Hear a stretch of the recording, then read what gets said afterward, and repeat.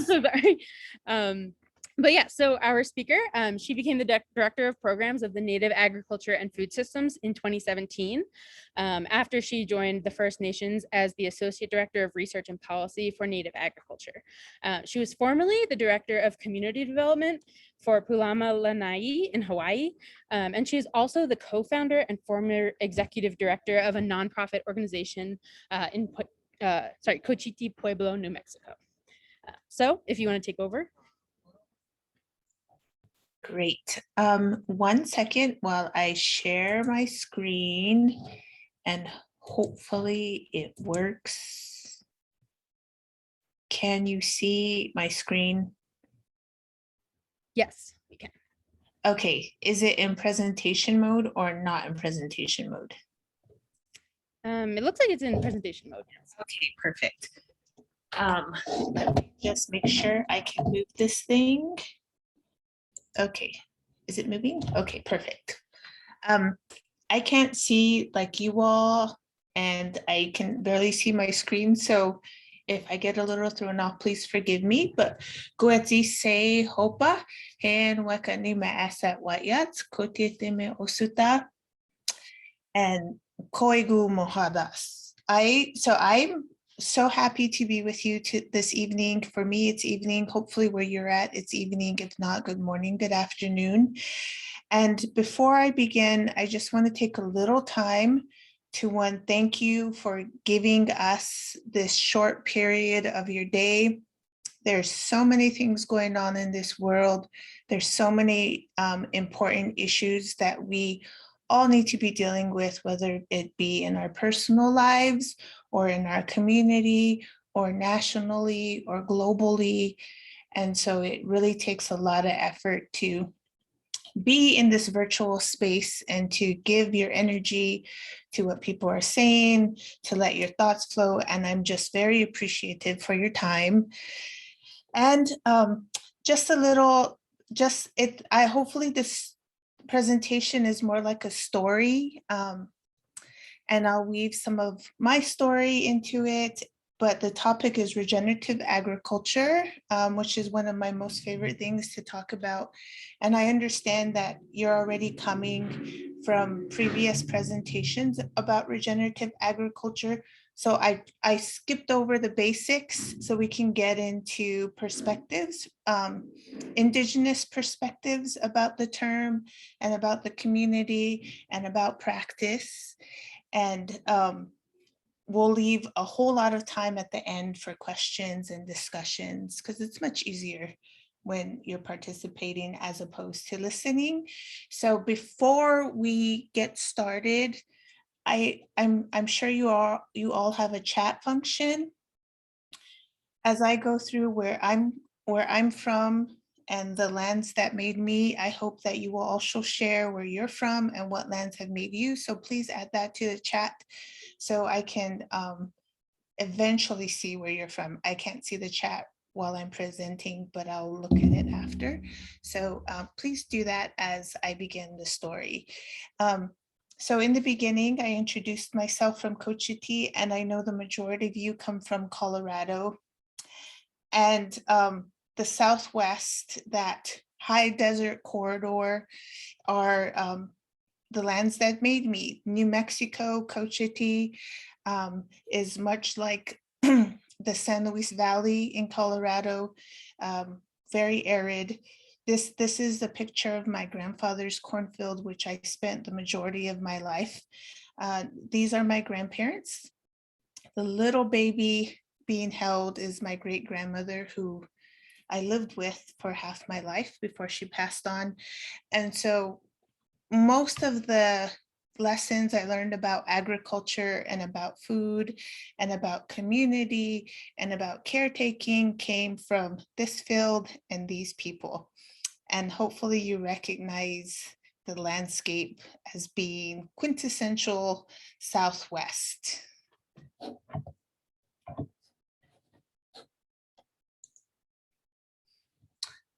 Again, we're talking about regenerative agriculture, but just for some basic context, in the field of agriculture, we're considered 2020, 2021 is considered within the period of the fourth revolution of agriculture. The first, and of course, this is like the study of agriculture. From an Indigenous person's perspective, it's very different. And I'll get through that as we talk on. But the cycles of revolution of agriculture in the study, in academia, we are in the fourth revolution of agriculture, and we see a lot of competing terms within this fourth revolution, whether it be organic agriculture, sustainable agriculture, regenerative agriculture, agroecology. There's even urban agriculture, digital agriculture, technological agriculture. Like these are all competing terms within the fourth revolution of agriculture. The three prior cycles are, of course, there's so many nuances within these large periods of time, but basically we're in the fourth period of agriculture. And that's an important consideration, because when we're talking about agriculture from an Indigenous perspective, like those eras or revolution are pretty non-consequential, in that agriculture itself is seen in the dominant or Western view, is seen as something that people do. It seems like a system that's employed, processes that are employed to the environment, to the soil, to civilization.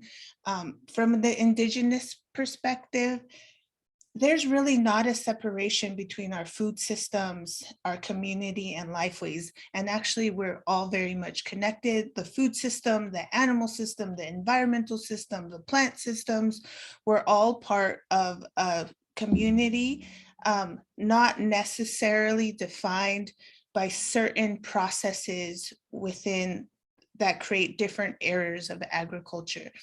And so Enrique Salmon, who's a professor at the Cal State San Jose, termed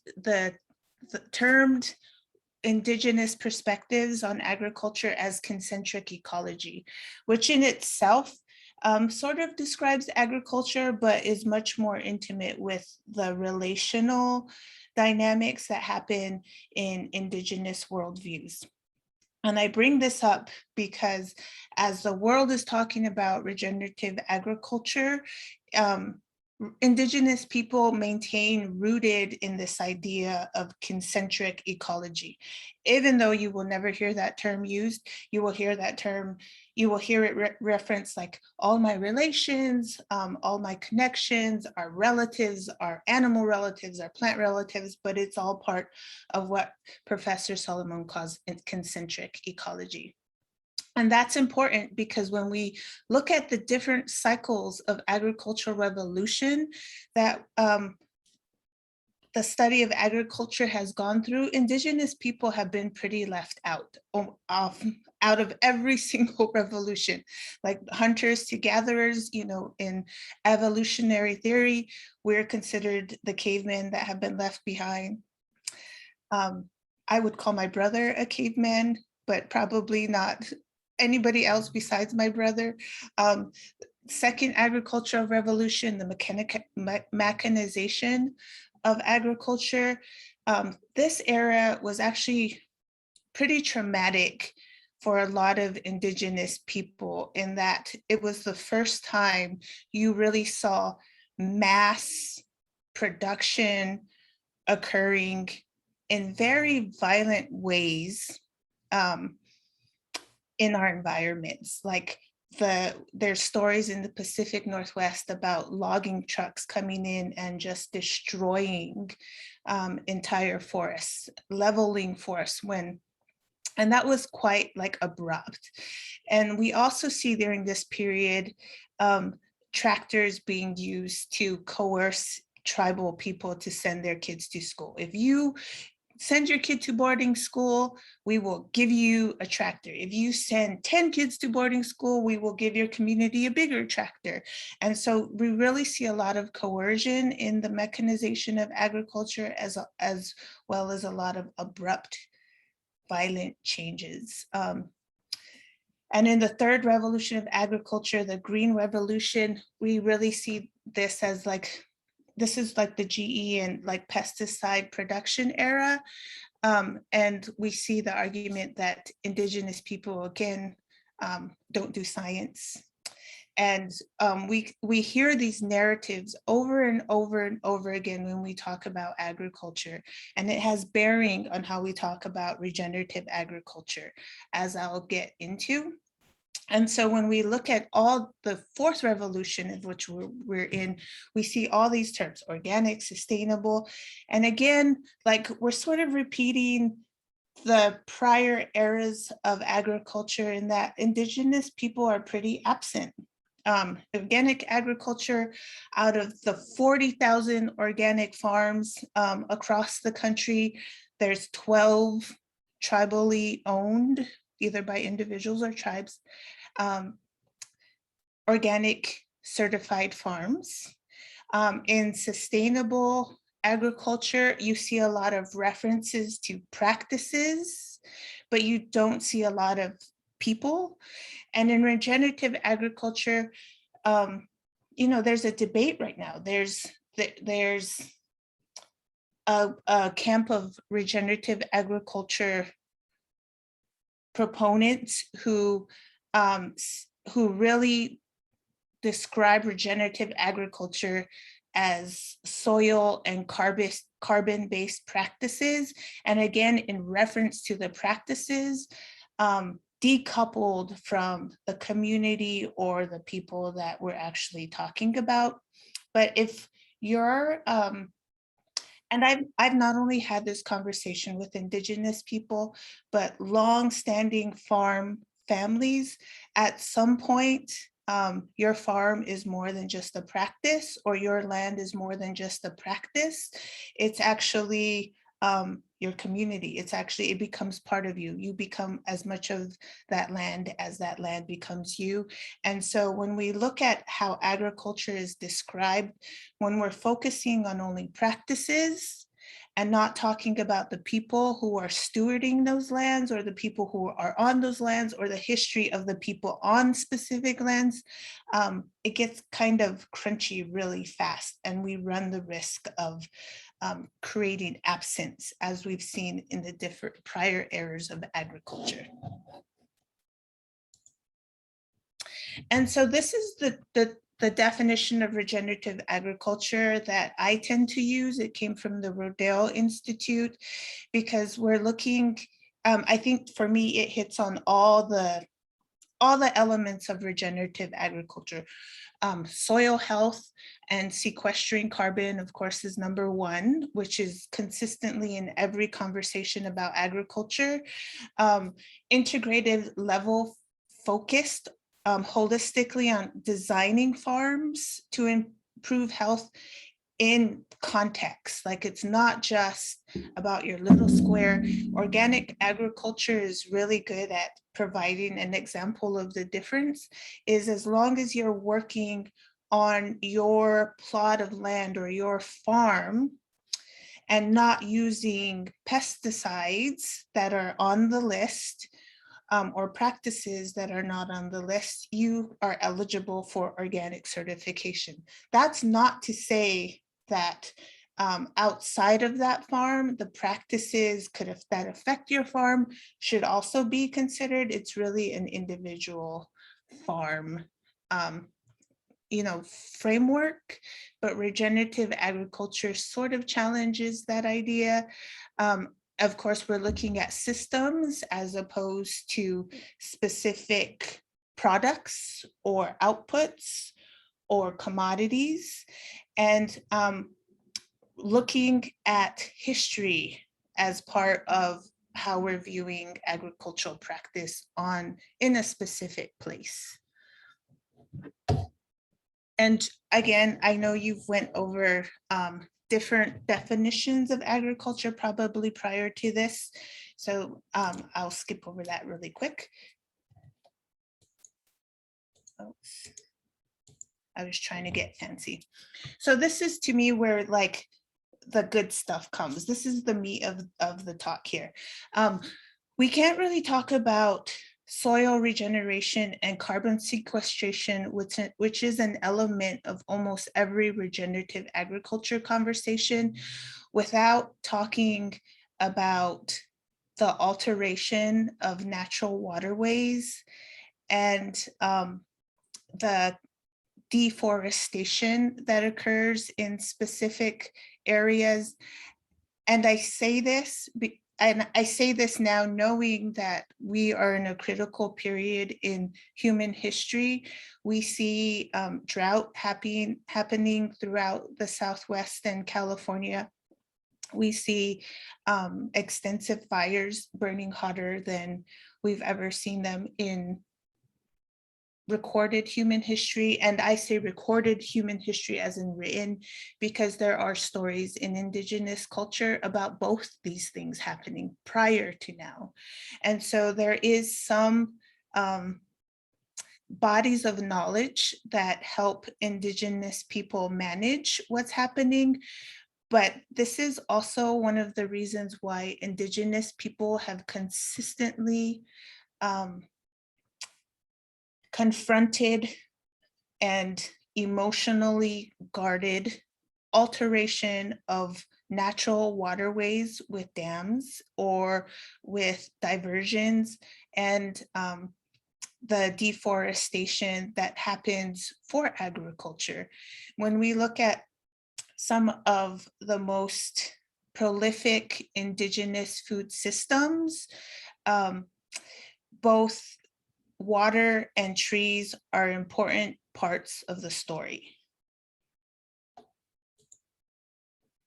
And we see, again, this history playing out, and it has consistently played out, not only in my lifetime, but the lifetime of the little baby who I showed you in the beginning. That's my great grandmother. You know, there's stories about us fighting the dam on my reservation, for example. There are stories about us fighting for some of our prime agricultural lands. There are stories about us fighting for hunting rights and for fishing rights. These are all part of maintaining natural environments that affect agriculture. And so the story of California, for example, and I use that now because it's in the news, but also that's where my children are from. When we look at the San Joaquin Valley and Central Valley throughout California, one of the most fertile places in all of Earth. It's the breadbasket of America. It produces something like 85% of the produce in this country. And we look at the fertility of this place, and there are consistent Indigenous stories that talk about the flow of water and the existence of salmon in these places. And we call them our salmon, there's Salmon Nation. And when we think about their journey from the ocean to land, not only is that significant, and they're one of the few species on this earth that actually make the journey from the ocean to land, and like consistently exist and in healthy ways in both places.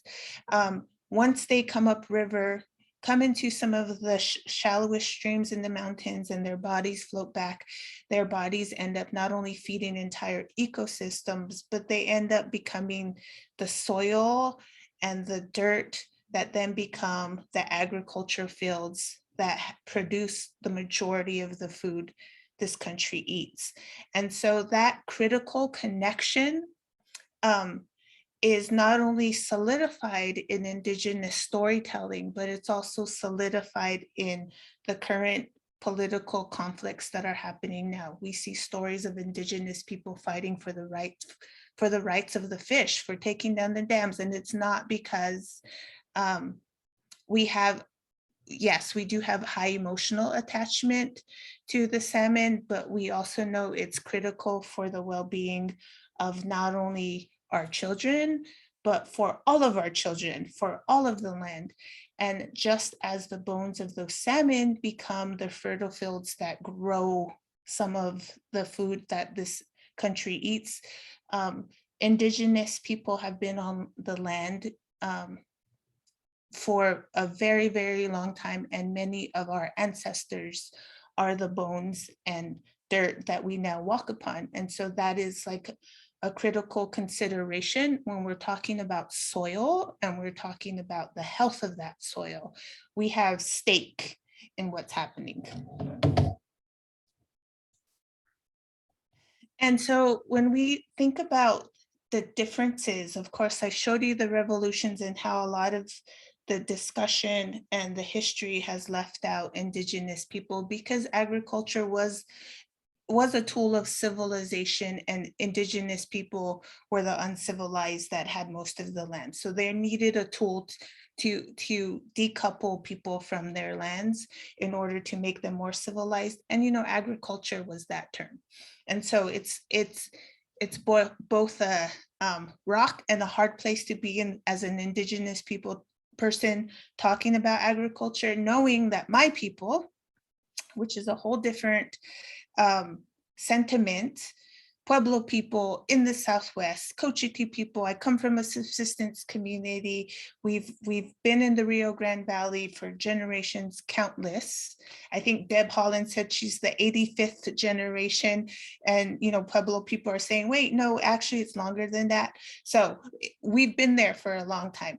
And so agriculture to my people mean a very different thing than maybe the Kiowa, who I'm also part of, who the United States use as like agriculture used as a tool to civilize. But when we're talking about food systems, there are very different perspectives when we're talking about our food. In the Indigenous realm, there's a reverence for the unknowns. There's an understanding that we can't understand everything, that their nature is its own design, and that must be respected. In the Western framework, everything must be explored, everything can be known, it should be written down, and it should be documented. In the Indigenous system, natural systems are complex. They're more like conversations as opposed to destinations.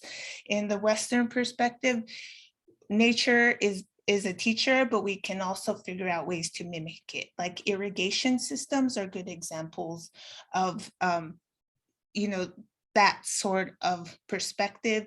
When we look at the NRCS policies and how like concrete irrigation systems were the thing, and Indigenous people were saying, no, wait, that's killing all the trees. You know, that conversation still has yet to be had. And in an Indigenous system, we're kincentric. That means we're related to the lands, we're related to the animals, we're related to the plants, we're related to each other. And those relations are the bedrock of whatever system that we're developing. In a Western system, we're anthropocentric in that man is like the leader. Man is the one who dominates. Man is the one that bends nature to its will. And so often people ask me, well, like, what do Indigenous people know about regenerative agriculture? And that's the look I give, because like, where do I even start? How do we even start this conversation if the conversation starts at regenerative agriculture? Because so many things have occurred before we got to this point. And so we really need to start with reframing. Like non-Indigenous people working with regenerative agriculture need to start talking about the agricultural history of this country, which includes agriculture being used as a tool of civilization and decoupling of land. Terra nullius, this idea that the land is void until Europeans got here, is pretty damaging, because when you think about the story of the salmon and the soil fertility, it really started prior to even my existence, prior to my people's existence. Like soil fertility and soil health began before we got here. And so understanding that that is the starting point is really hard for people because the starting point matters. And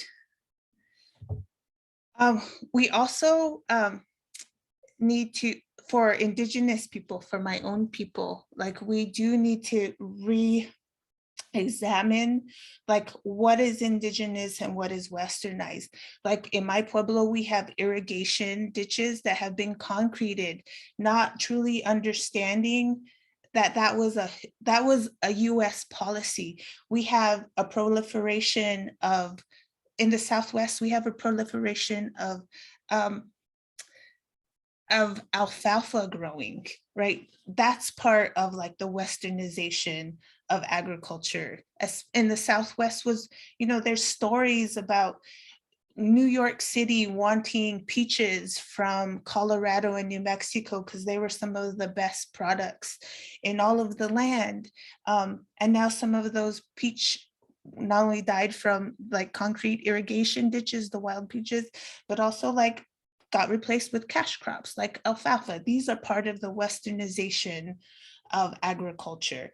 And we need to start thinking about what, and this is, I'm a lawyer, so I'm trying to be not like use legalese terms, but trespass. Like, what does it mean to trespass, especially when we're thinking about wild cropping, when we're thinking about like the more natural food systems that exist outside of agriculture. And so again, when we think about how we're talking about regenerative agriculture and where Indigenous people are included and how we can include their practices, like we really need to start by a self-examination of like how we're thinking about it. Are Indigenous people like this cute project or like this wonderful project that we can probably like learn a little bit about if we listen? Or are these like robust practices and community life ways that can give some insight into what's happening today? And Ishi, if you don't know about Ishi, he was supposedly the last of his tribe in California. There's many stories about his descendants that haven't been recorded, but he was one of the last of his tribe, and he has beautiful insight into the changing from like from contact in California. And so I'm going to end here because I think I went a little over our 20 minutes, but I want to leave enough time for questions and conversation. But that is my email if there's something you want to ask, or if there's more information I can give you about First Nations, about Indigenous practices and people, or projects we support. At First Nations, we support over 350 Indigenous food and agricultural projects across the country, Alaska and Hawaii. So I don't know where everyone's calling from, but we probably have an Indigenous project close to where you may be. So with that, I will stop and we will move to questions. Thank you, A-dae. That was amazing to hear all that information from you. And thank you for diving deeper and just into all of this. This is something I think new for this group, or at least we haven't discussed this stuff for a while. So it's good to hear from you. Does anybody have questions right now? You can put a little asterisk in the chat and I'll unmute you if you have a question. And also feel free to turn your camera on if you feel comfortable doing that.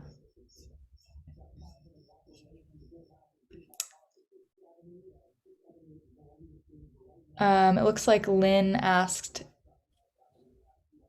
if there's any supportive Indigenous practices near Longmont, Colorado. Yeah. Yeah, First Nations Development Institute is located in Longmont, Colorado.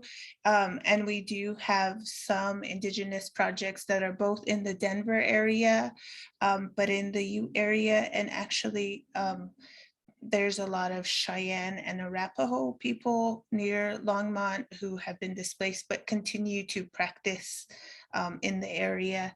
And so there's plenty of Indigenous people in the area to connect to. And if you send me an email, I'm happy to connect you to especially folks in our Longmont office. I'm in our Lodi office, Lodi, California. Great. Anybody else have questions?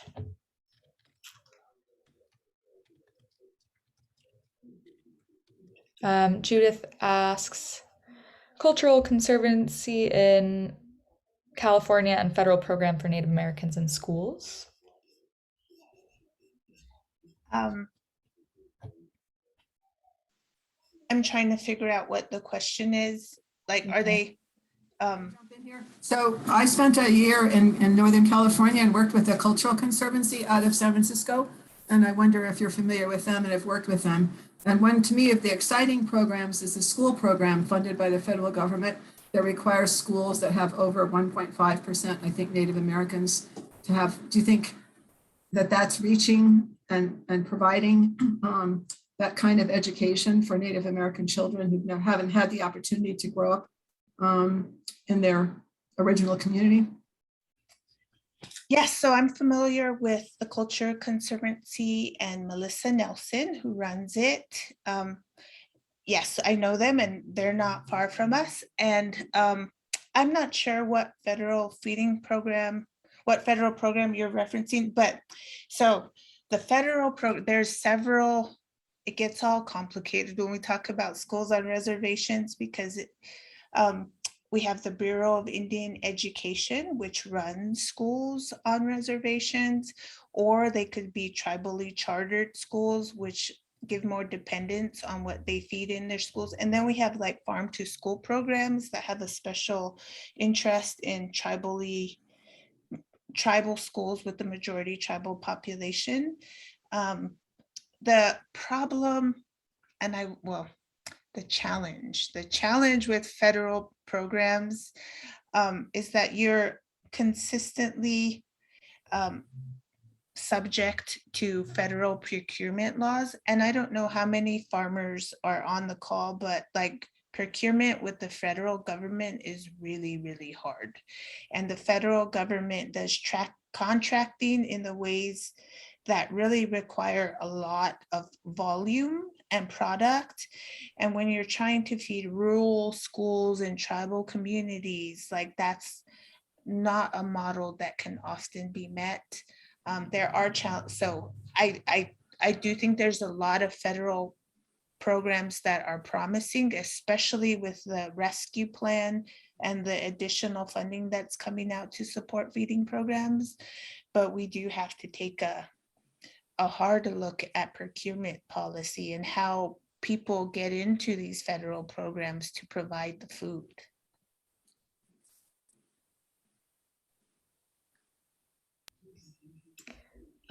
Let's see, the next one. How do your people think about farming with pollinators, and what are some examples of practices?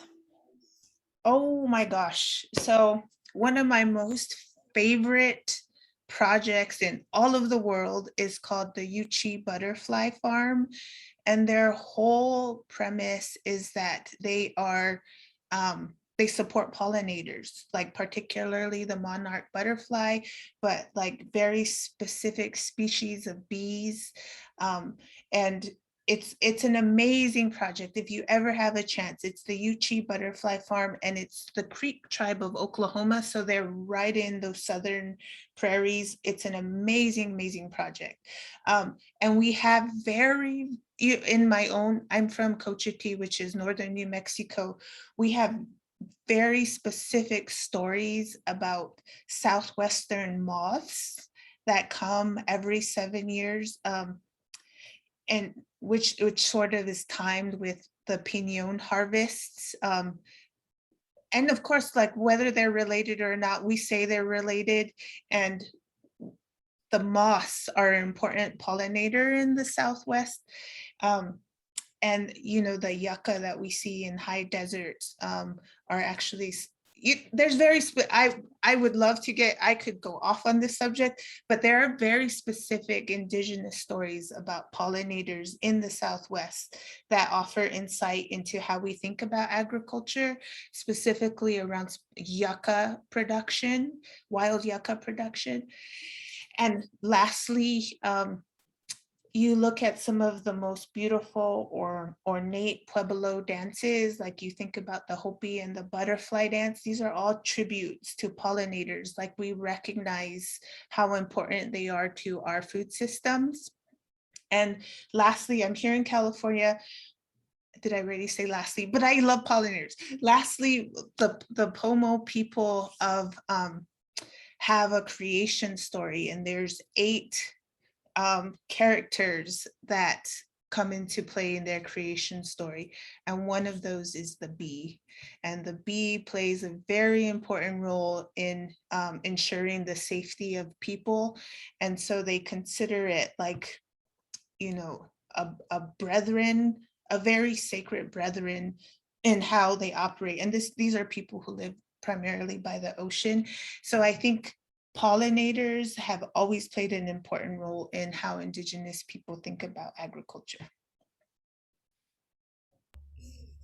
Very cool. Mary says or asks, why do you think there are so few Indigenous organic farms? So I served on the National Organic Standards Board for 5 years. And it was one of the hardest things I ever had to do, because I went to boarding school, and I went to like a Ivy League college. And I had never been in an audience where I am the only like brown face, like for weeks at a time. And it was really hard to figure out what was going on. I think part of my post NOSB experience is trying to figure out why why there's such a lack of diversity in the organic sector.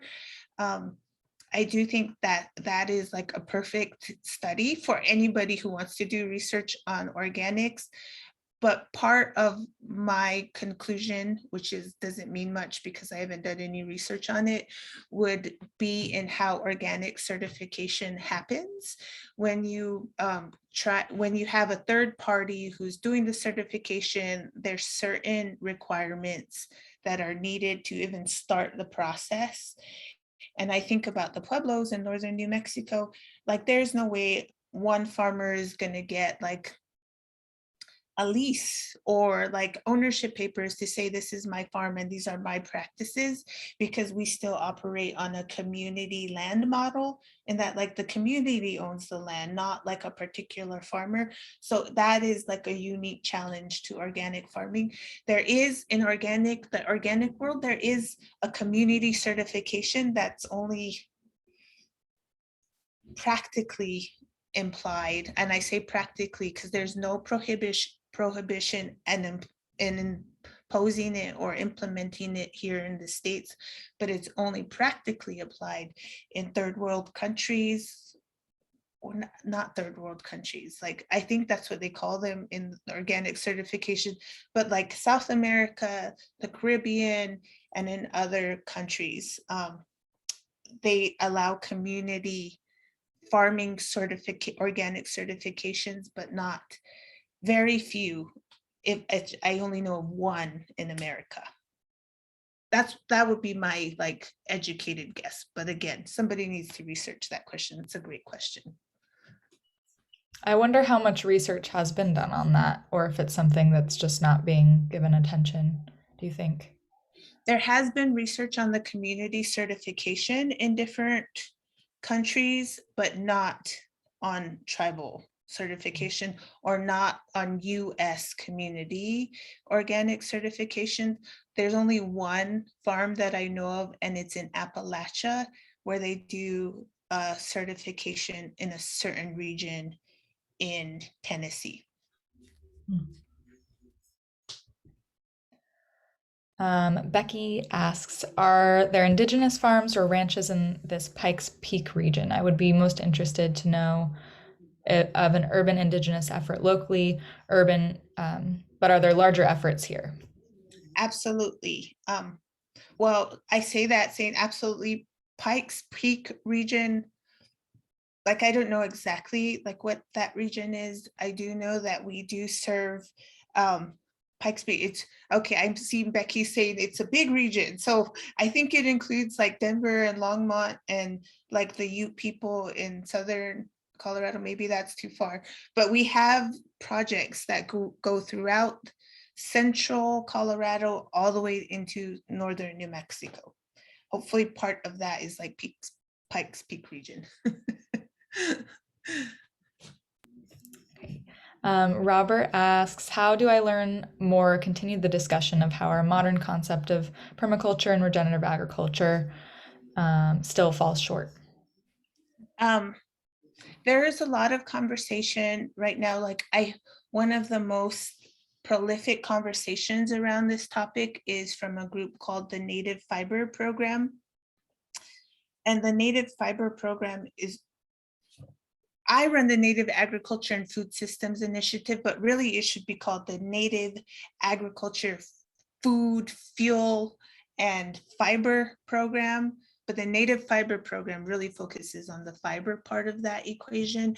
And they are not only looking at, on one hand, they're looking at like hemp production in tribal communities, but they're looking at traditional fiber production to challenge the overuse of plastic in society. So they're looking at materials that Indigenous people across the country, Alaska and Hawaii, have used outside of plastic, but they have the conversation around the regenerative agriculture piece because they get asked that a lot.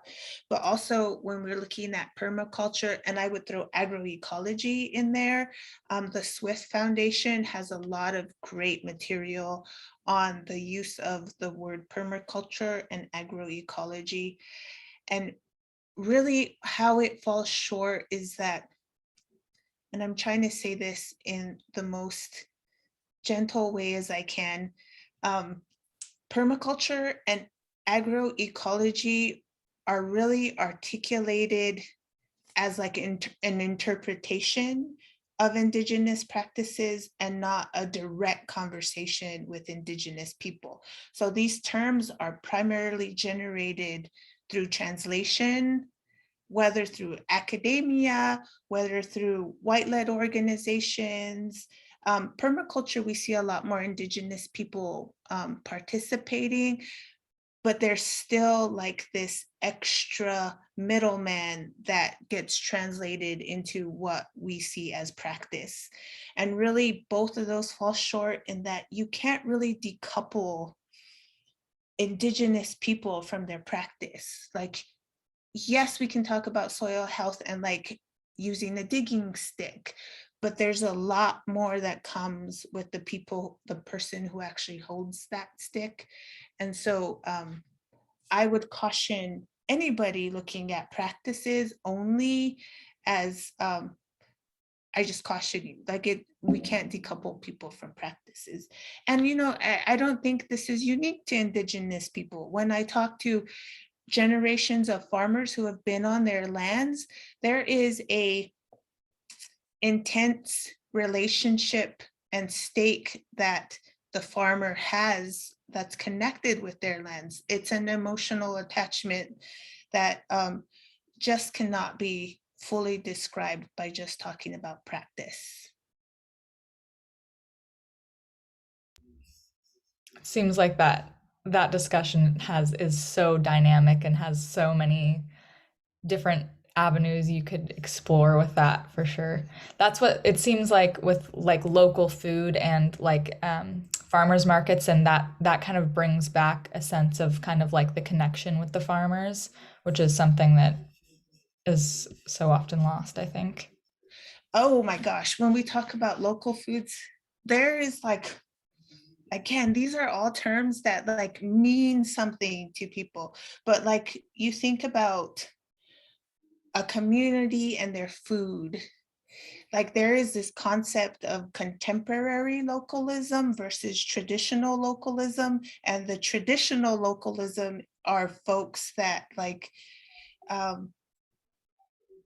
think of the Spanish people in northern New Mexico who are so connected to their lands, who eat almost the same foods as Pueblo people, who like have dishes that are, you know, we're so connected, but they're not going to go to Santa Fe and buy the calabacitas for $12 because it's way too expensive, but they will participate in the hunting. They will participate in the trade with the Pueblo people because that's like a traditional localism.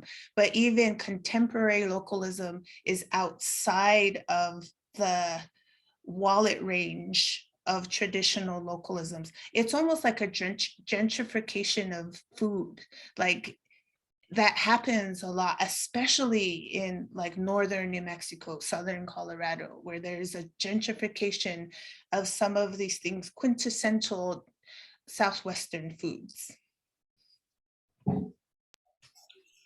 Luis is asking how you spell the name of that butterfly farm that you mentioned. I will put it in the chat for everybody.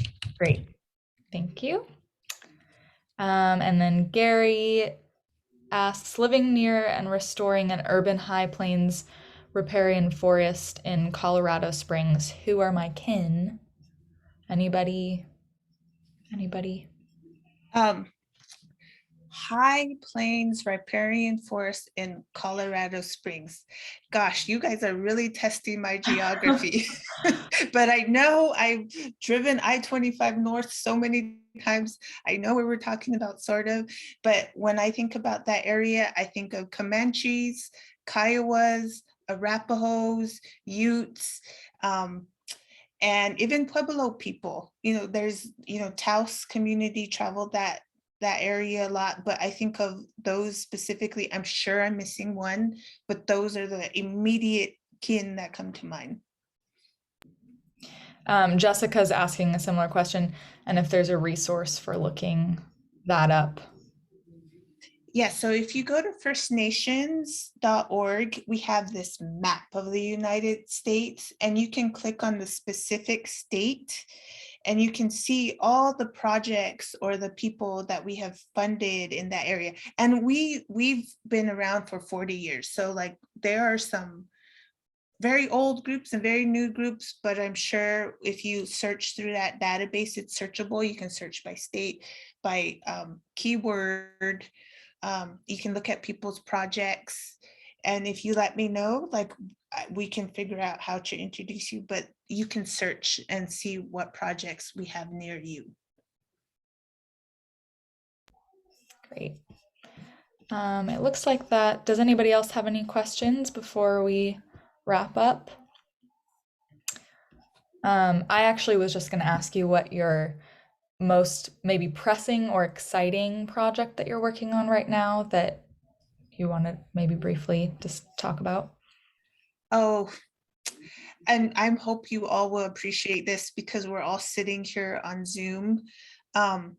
One of my most, I guess, like feel good projects that we're funding right now is helping older farmers in Pueblo communities learn how to use Zoom because, you know, with the restrictions on social distancing. But it's really interesting to see how technology is really changing these behaviors of very old farmers. And I mean, it's in itself its own journey. So I love that one, specifically around food. Oh my gosh. Miro St. Clair, he's a Juneberry farmer. Well, Juneberries are wild, right? These are the traditional fruits that you see on the high plains. Juneberries, traditional food gatherer. He is working with USDA to graft Juneberry plants and use them in his community to actually feed people. And what was happening in his community was that when June berries come, you know, the families go and gather June berries and then sell them at the side of the road for like $5. But then people who would buy them would say, well, you know, they're selling them for like $2 cheaper down the world. So there was this bidding world. So he's creating this Juneberry cooperative with grafted Juneberry plants, which is like just amazing. Wow, amazing stuff. We're actually hoping maybe at some point to get a like farmer panel together for a Zoom, one of our Zoom webinars. So maybe we'll have to get some advice from you on that and connecting with farmers for that. Next time, like, it should be a webinar and just me talking about all our projects. The last one I'll tell you about is the Green Buffalo Project. It's several tribes in the northern Great Plains who are working on rotating hemp with buffalo herds so that they create, they're going to use the hemp to actually build houses, but then the herds are going to like, you know, be cycle into the whole system. I mean, it's pretty amazing. I don't know all the details, but it's a great project. So many cool projects to look up. Yes. Wow, thank you so much for this. If anyone else has questions, speak now. But I think we've only got about 5 minutes left on the clock, so we can also just wrap up. But thank you so much for everything. This has been wonderful. Thank you. And please email me, and I look forward, you know, come visit me in northern New Mexico. I'm not that far away. Great. Yeah, Thank you. Yeah, we'll be in touch if anybody wants to connect. Just either email Josie or me. Yes, And we I'm going can. to drop my email in the chat if you have any follow-up questions, or you can also just email A-dae. Thank you so much. This has been so informative. I'm also going to put a link in the chat if you could just fill it out. It's just a post-webinar survey. I think it's 5 or 6 questions, and it would be really helpful to us for future webinars. So thank you all, and thank you, A-dae. Thank you. Awesome. Aloha. Thank you.